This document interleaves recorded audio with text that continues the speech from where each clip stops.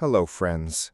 In this video, we want to share the stories of people who have recently left this world. Their lives and legacies deserve to be remembered, and we hope you will discover something meaningful about them today. Before we begin, please subscribe to our channel and give this video a like. Now, let's get started.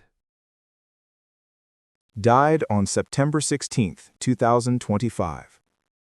Roger Clemson, 93, was one of the defining voices of Australian broadcasting, a newsreader, host, and radio presence whose calm authority and gentle warmth helped generations of viewers and listeners trust what they were hearing. Across 5 decades, he anchored 7 News in Sydney, guided the heartfelt surprises of This Is Your Life, and fronted the prime-time true crime series Australia's Most Wanted, all with an easy professionalism that made him a household name. Born on October 18, 1931, in Peterborough, England, Clemson emigrated to Australia in 1949 and entered the new world of television in 1956 at Channel 9, working as an announcer, weatherman, and newsreader. After a pay dispute prompted his exit in 1965, he moved to the 7 Network, where he became a fixture. He also found a second home on radio, hosting the afternoon shift on Sydney's 2GB from 1977, and later returned to 7's news desk, anchoring 7 News Sydney from 1989 to 1994, before stepping back to treat prostate cancer. Clemson's range made him unusually durable. He could deliver hard news with clarity, shepherd emotional reunions on This Is Your Life, 1977 to 80, and in the late 1990s bring steady empathy to Australia's Most Wanted. Off-camera, he gave decades to faith-based media, chairing the Christian Broadcasting Association, now Hope Media, from 1995 to 2005, work that colleagues say reflected the same kindness and steadiness viewers felt on air. In 2004, he received the Medal of the Order of Australia for his service to broadcasting and the community. Tributes after his passing described him as a gentleman of the newsroom, unflappable, generous to younger colleagues, and meticulous about getting the details right. It's why his sign-offs felt less like endings than promises that the world still made sense if you told the story carefully. Roger Clemson's legacy endures in the culture of Australian news, in the programs he helped define, and in the millions who recognized in his voice a rare combination of reassurance and respect. Died on September 18, 2025. Fausto Amodei, 91, was a pillar of Italy's modern protest song, a clear, uncompromising voice who helped invent a new way for music to speak about work, dignity, power, and memory. As a founder of the Turin collective Canta Cronache in the late 1950s, he brought literary wit and folk directness to a repertoire that refused both easy slogans and easy comforts. His best-known ballad, Per i morti di Reggio Emilia, remains one of the most searing laments in Italian culture, a stark melody carrying the names of the dead and an insistence that songs keep faith with history. Blending Brassens-like irony with the cadences of Italian street and shop floor life, Amodei turned satire into conscience and gave a generation a language for resistance. Born on June 18, 1934, in Turin, he came of age in a city whose factories and piazzas were classrooms as much as its schools. Guitar in hand, he began writing topical songs in the late 1950s, soon helping to launch Canta Cronache, the workshop where authors, journalists, and musicians tested a new civic music against the polite evasions of mainstream entertainment. In the 1960s, he wrote and recorded pieces that ranged from sly fables to plain-spoken testimonies, letters from barracks, stories of internal factory strikes, portraits of petty tyrants and quiet heroes. His craft was meticulous, a melody you could carry to a march, a rhyme that smuggled a sharper truth into a crowded room. Alongside that work, he joined the wider cultural movement around Nuovo Canzoniere Italiano, and for a time stepped directly into public life, serving in Parliament at the end of the decade, not as a celebrity politician, but as a citizen who believed words should answer to deeds. The records tell the arc of his concerns: early EPs that set the template, albums in the 1970s that widened the lens from the shop floor to geopolitics, a return in later years to pointed satire that understood how power reinvents its masks. He was also a careful listener and a generous collaborator, the kind of artist others sought out for counsel on a phrase, a meter, a line that had to carry more than one meaning. Younger songwriters, in cantatori circuits, on indie stages, in punk basements, heard in his work a permission to be exacting and brave at once. Amodee's passing closes a chapter, but not the conversation he kept alive. He will be remembered for the steadiness of his gaze, the precision of his language, and the quiet humanity that kept his protest from curdling into posture. In small clubs and lecture halls, on battered vinyl, and in digitized archives, his songs still do what he asked of them: name what happened, refuse to forget, and make listeners feel responsible for what comes next. Died on September 18, 2025. Ambroise Dupont, 88, was a Normandy conservative and long-serving French senator whose career braided local stewardship with international outreach. A farmer by profession and mayor of Vito-Ponfol for 45 years, 1974 to 2020, he carried the Pays d'Auge's concerns to Paris as senator for Calvados from 1989 to 2014, earning a reputation for diligence, courtesy, and a meticulous command of files. In the Senate, he chaired the France Caucasus Group, worked on European affairs, and cultivated parliamentary friendships that linked Normandy's agricultural and equine traditions to wider networks. Rooted in the countryside where he was born on May 11, 1937, Dupont believed regional identity and modernization could reinforce each other. As vice president of the Calvados Departmental Council and president of the Mayors Union, he helped launch the Festival de AOC de Normandie each May and the Equidays Horse Festival each October, signature events that showcased terroir and the equine economy at the heart of the Pays d'Auge. He also led the community of communes for the Cambremer area, part of a broader push to strengthen intercommunal cooperation. His long mayoralty spanned village-scale change into communal mergers, even after Victor-Ponfol's 2025 fusion into Victu-Enoge. He remained a reference point for local life. Dupont's service was recognized nationally and abroad.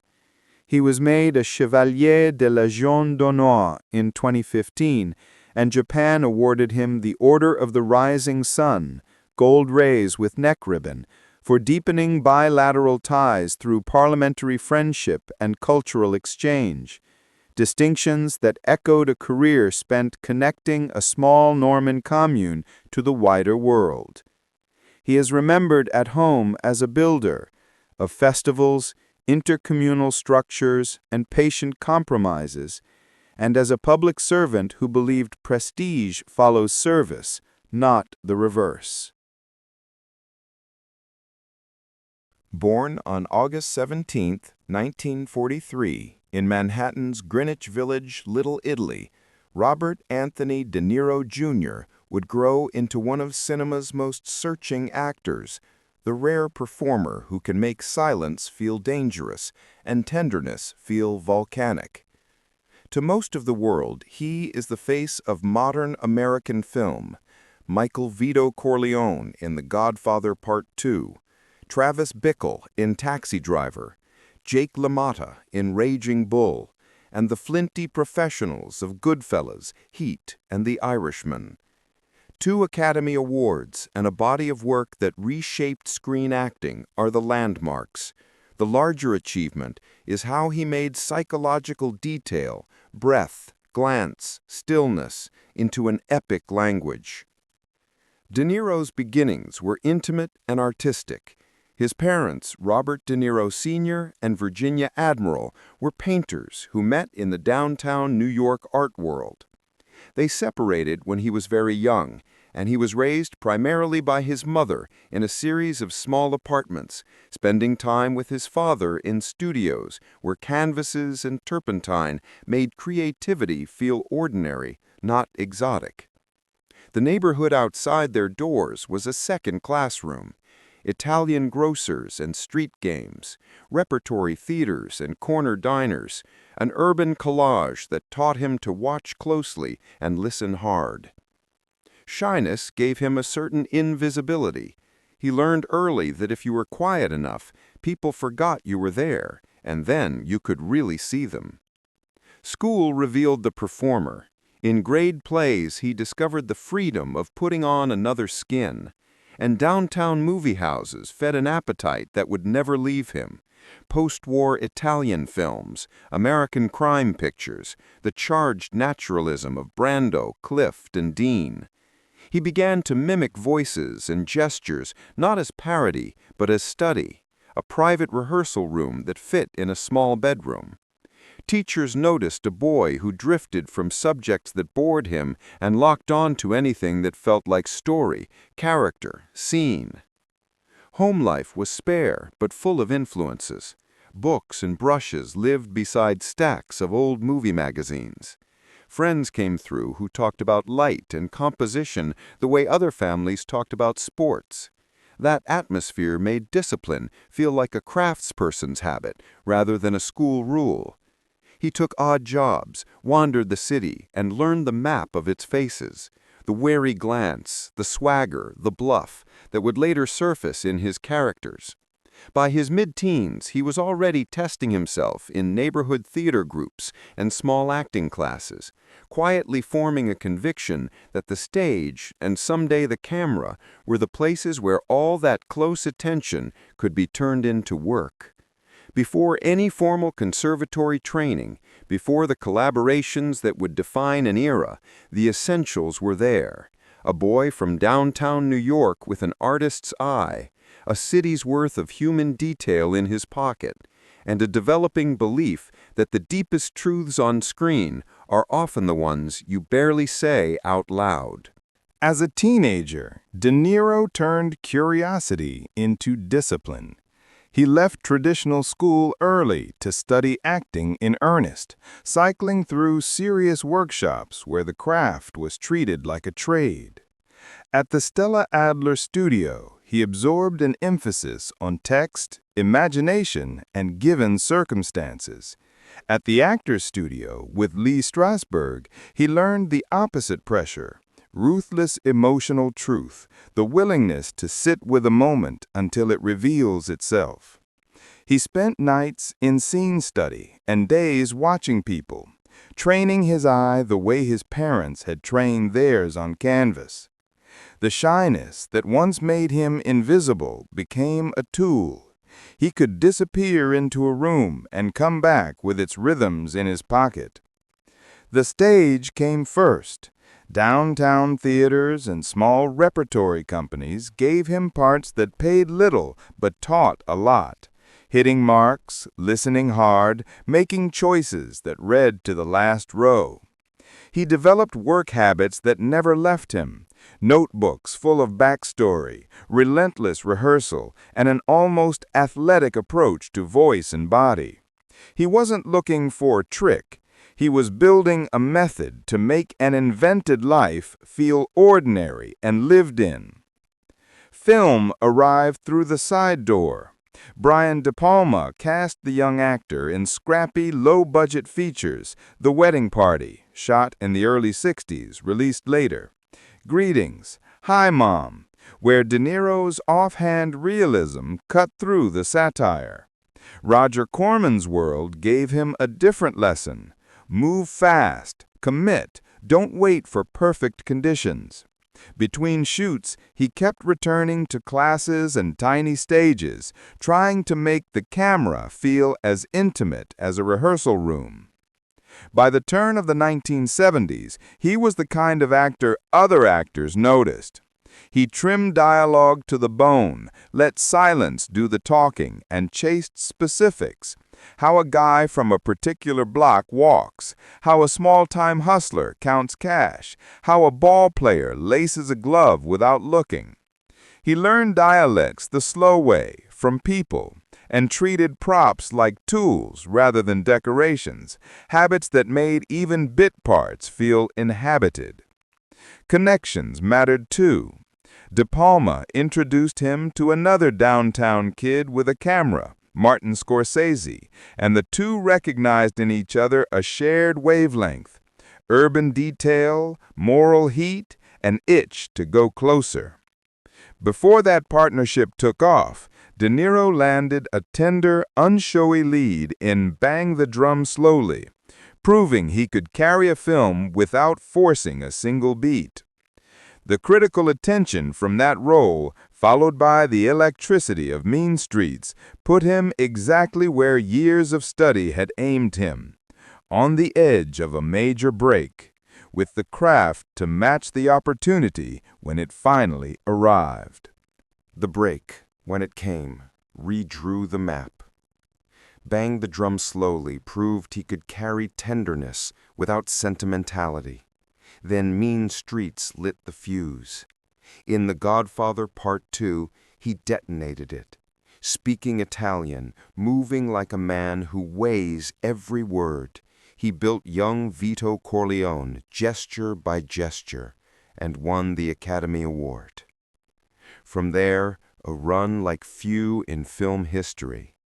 Taxi Driver's Travis Bickle, a lonely hum that rises to a siren. The Deer Hunter, where grief sits in the body. Raging Bull, a transformation so total, voice, weight, footwork, that it redefined what preparation meant and brought a second Oscar. With New York, New York, and The King of Comedy, he showed a different danger, the bravery to be small, petty, or ridiculous, to risk unlikability in pursuit of truth. By then, he had built more than roles. He had built infrastructure.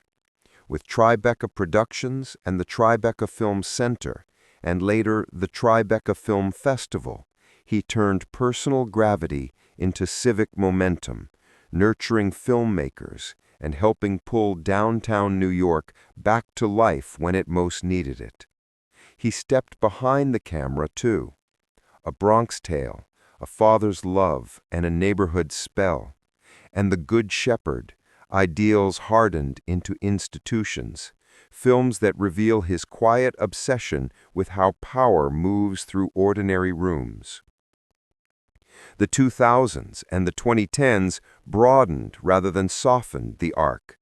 He toggled between comedy, Analyze This, Meet the Parents and its sequels, and drama, Awakenings, Silver Linings Playbook, then returned to late-period grandeur with The Irishman, a study of consequence, where time itself feels like a co-star. In Killers of the Flower Moon, he found a new register of chill, authority that curdles into exploitation, proof that the Scorsese-De Niro collaboration, now a half-century long, can still discover fresh voltage.